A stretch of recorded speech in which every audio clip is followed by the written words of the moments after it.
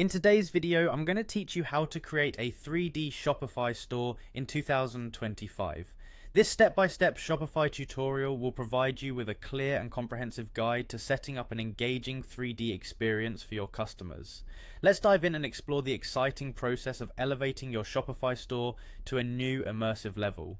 First, you'll want to head over to a source code repository on GitHub where the setup for your video background is stored. Begin by navigating to the video background.liquid file.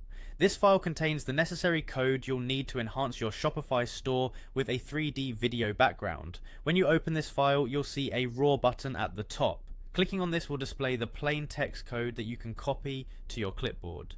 Now with your code copied, let's move to your Shopify platform.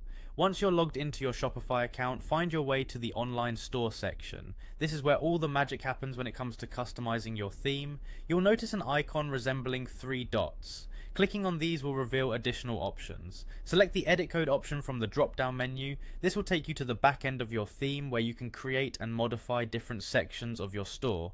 Now in the left hand toolbar, click on the sections folder. From here, choose the option to add a new section. You'll be prompted to name this new section. Make sure to name it video background.